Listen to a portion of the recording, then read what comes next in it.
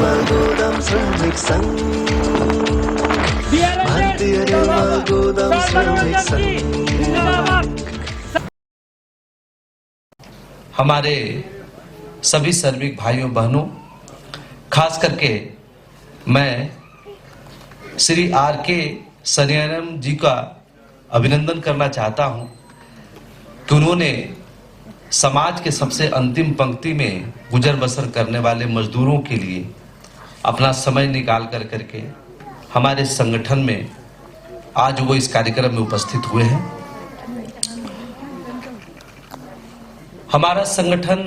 भारतीय रेलवे माल गोदाम श्रमिक संघ 1998 से रेलवे माल गोदाम के मजदूरों के हक अधिकार की लड़ाई करते आ रही है। हमारे संगठन के संस्थापक, इस संगठन के राष्ट्रीय महामंत्री श्री अरुण कुमार पासवान जी, सबसे पहले वो फूड कॉर्पोरेशन ऑफ इंडिया के वर्कर जिस तरह से माल गोदाम के मजदूर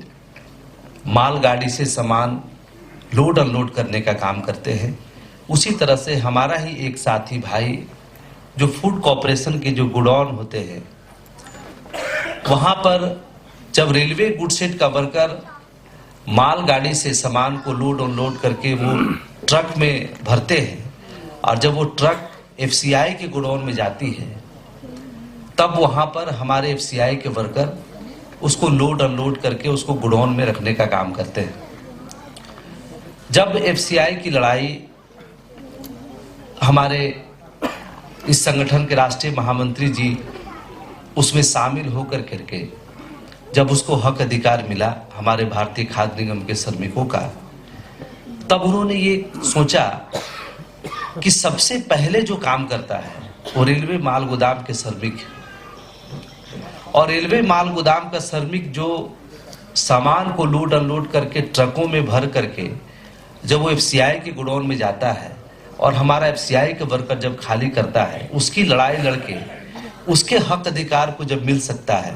तो जो सबसे महत्वपूर्ण स्थान निभाता है रेलवे माल गोदाम के श्रमिक, उसको हक अधिकार कैसे नहीं मिल सकता है। वहां से हमारे राष्ट्रीय महामंत्री जी ने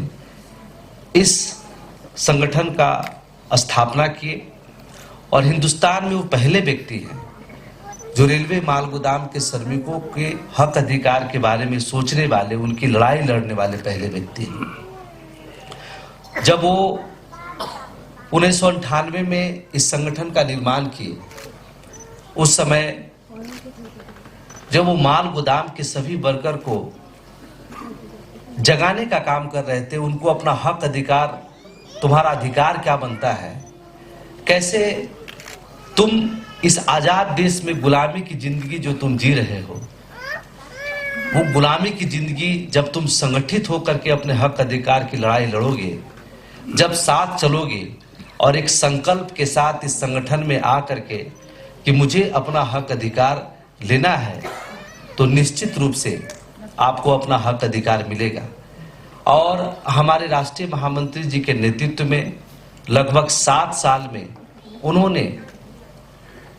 लगभग 80% भारत के माल गोदाम श्रमिकों को संगठित करने का काम किए। उनके नेतृत्व में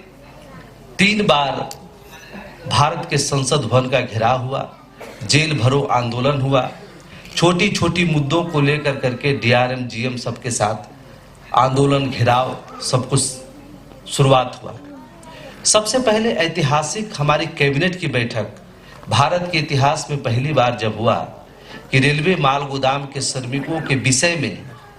भारत सरकार की उस कैबिनेट बैठक में श्रम मंत्रालय, रेल मंत्रालय और अपनी संगठन के बीच में हमारी सबसे पहले जो ट्राई पार्टी की बैठक हुई वो 28 अक्टूबर 2003 को हुआ, जिसमें भारत के इतिहास में पहली बार रेलवे माल गोदाम के श्रमिकों के हक अधिकार के बारे में चर्चा हुआ और सरकार ने इस बात से स्पष्ट किया और माना कि माल गोदाम के श्रमिकों के साथ शोषण हो रहा है और इनको सबसे पहले हक अधिकार देने के लिए संविधान में वो जगह बनाना होगा, श्रम कानूनों में वो जगह बनानी होगी जिससे इनका हक अधिकार मिल सके। उस समय हमको 16 डिमांड मिला था जिसमें हमारे लिए मेडिकल की सुविधा थी, हमारे लिए पहचान पत्र की थी,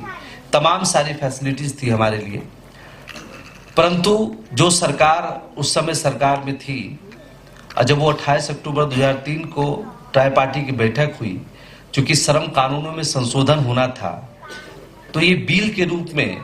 देश के दोनों सदन के समक्ष आना था। संजोग से सरकार चली गई। अगली सरकार जब आई, उसने इस चीज को खारिज किया पॉलिटिकल इशू को लेकर करके। उस समय हम लोगों ने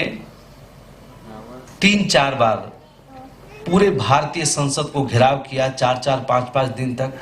लगभग 1.5 महीना 37 डेज हमने जंतर मंतर पर अनवरत भूख हड़ताल और सब कुछ करने का काम किया। 2014 में जब मोदी जी की सरकार आई, चूंकि उस समय विपक्ष में भारतीय जनता पार्टी थी, जब ये सरकार आई, हम लोगों ने पुनः इस चीज को लेकर सरकार के समक्ष अपना आवेदन प्रतिवेदन बैठक शुरू किया। तो सबसे पहले श्रम कानूनों में जो संशोधन का प्रस्ताव आया कि ऐसे श्रमिक जो कानून में संशोधन नहीं होने के कारण उनको हक अधिकार नहीं मिल पा रहा है, उनकी पहचान नहीं मिल पा रही है, तो सबसे पहले इन कानूनों में संशोधन होना चाहिए, जहां रेलवे माल गोदाम श्रमिक के साथ साथ ऐसे और भी भारत के साथ श्रमिक हैं जिनका हक अधिकार उनको नहीं मिल पा रहा है। और पहली बार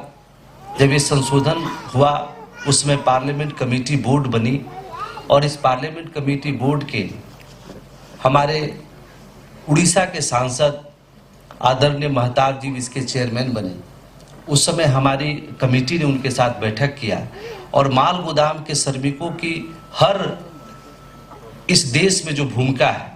मैं आपको बताना चाहता हूं कि भारतीय रेल का जो सबसे बड़ी आमदनी का जरिया है, सोर्स ऑफ रेवेन्यू है,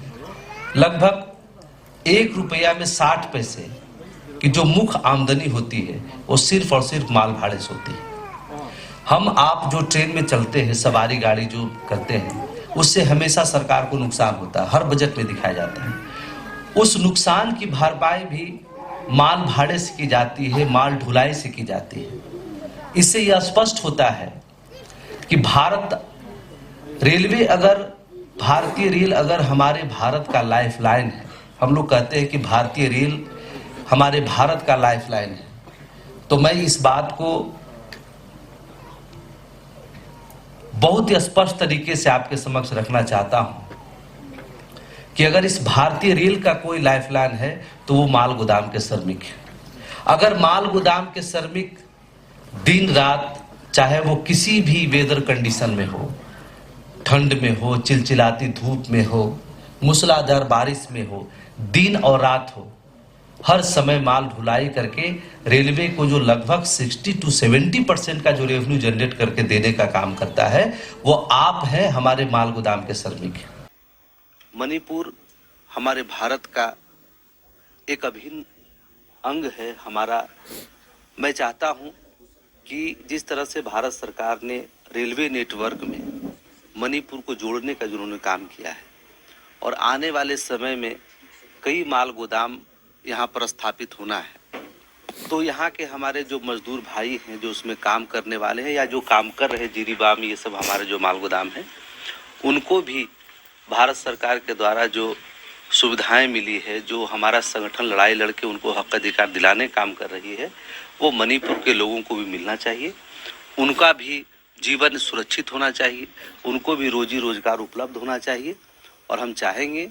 कि यहाँ जो माल गोदाम बनेंगे, वहाँ जितने भी मजदूर काम करेंगे, वहाँ जितनी व्यवस्थाएं होगी, वो मणिपुर के अस्थायी लोगों का ही हो, यहीं के लोग वहाँ पर सब कुछ करें।